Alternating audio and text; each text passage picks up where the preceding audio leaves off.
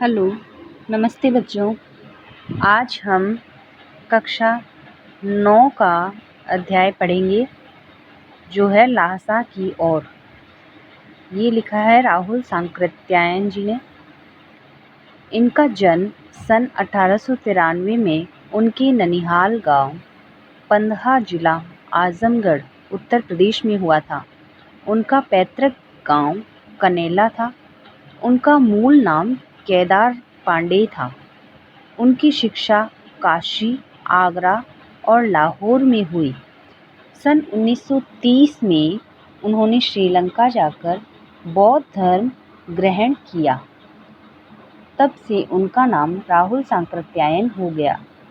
राहुल जी पाली, प्राकृत, अपभ्रंश, तिब्बती, चीनी, जापानी, रूसी सहित अनेक भाषाओं के जानकार थे। उन्हें महापंडित भी कहा जाता था। सन 1963 में उनका देहांत हो गया। राहुल सांकृत्यायन ने उपन्यास, कहानी, आत्मकथा, यात्राव्रत, जीवनी, आलोचना, शोध आदि अनेक विधाओं में साहित्य का सृजन किया। इतना ही नहीं, उन्होंने अनेक ग्रंथों का हिंदी में भी अनुवाद किया। मेरी जीवन यात्रा, जिसके 6 भाग हैं, दर्शन दिग्दर्शन, 22वीं सदी, वोल्गा से गंगा, भागो नहीं दुनिया को बदलो, दिमागी गुलामी, घुमक्कड़ शास्त्र उनकी प्रमुख कृतियां रही हैं। साहित्य के अलावा दर्शन, राजनीति, धर्म, इतिहास, विज्ञान आदि विभिन्न विषयों पर राहुल जी द्वारा रचित पुस्तकों की संख्या लगभग 150 है। राहुल जी ने बहुत सी लुप्त प्राय सामग्री का उद्धार कर अत्यंत महत्वपूर्ण कार्य किया है। यात्राव्रत लेखन में राहुल जी का स्थान अन्यतम है। उन्होंने घुमक्कड़ी का शास्त्र रचा और उनसे होने वाले लाभों का विस्तार से वर्णन करते हुए मंजिल के स्थान पर यात्रा को ही घुमक्कड़ का उद्देश्य बताया। घुमक्कड़ी से मनोरंजन, ज्ञानवर्धन एवं अज्ञात स्थलों की जानकारी के साथ साथ भाषा एवं संस्कृति का भी आदान प्रदान होता है। उनका मानना था कि जैसे जैसे इंसान घूमता है तो उससे क्या होता है, हमें अज्ञात स्थलों की जानकारी तो मिलती ही है, उसके साथ साथ क्या होता है, भाषा और संस्कृति का भी एक दूसरे से आदान प्रदान होता है। राहुल जी ने विभिन्न स्थानों के भौगोलिक वर्णन के अतिरिक्त वहाँ के जन जीवन का भी सुंदर वर्णन किया है। इस अंश में राहुल जी की प्रथम तिब्बत यात्रा के बारे में बताया गया है, जो उन्होंने 1929 से 30 में नेपाल के रास्ते की थी। उस समय भारतीयों को तिब्बत यात्रा की अनुमति नहीं थी, इसलिए उन्होंने यह यात्रा एक भिखमंगे के छद्म वेश में की थी। यानी राहुल सांकृत्यायन जी ने एक भिखमंगे के रूप में यह यात्रा की थी।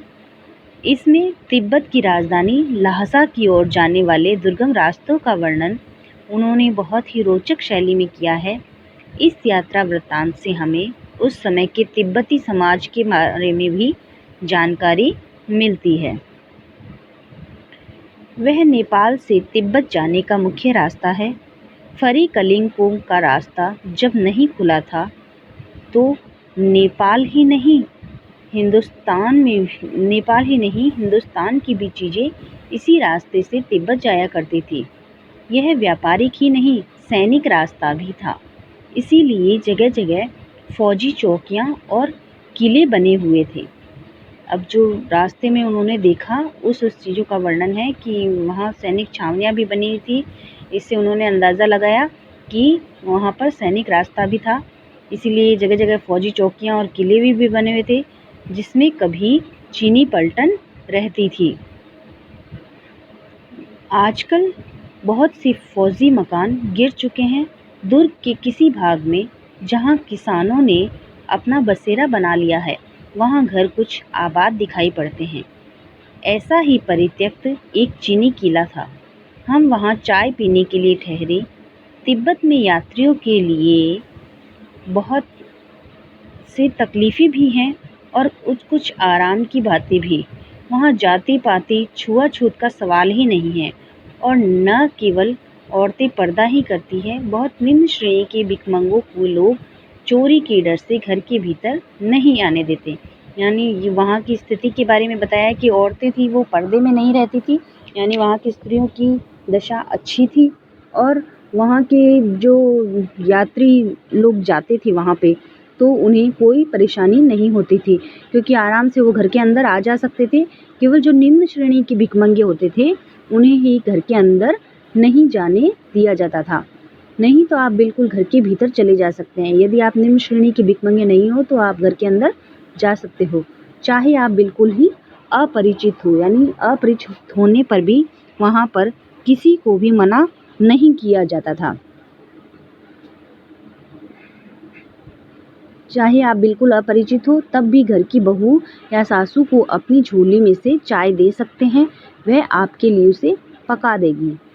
मक्खन और सोडा नमक दे दीजिए, वह चाय चोंगी में कूटकर उसे दूध वाली चाय के रंग की बना के मिट्टी के टोंटीदार बर्तन, जिसको कहा जाता है खोटी, मिट्टी का बर्तन होता है जिसपे वो आगे नल सा लगा हुआ होता है, जिसको वो कहा गया है खोटी, में रख के आपको दे देगी।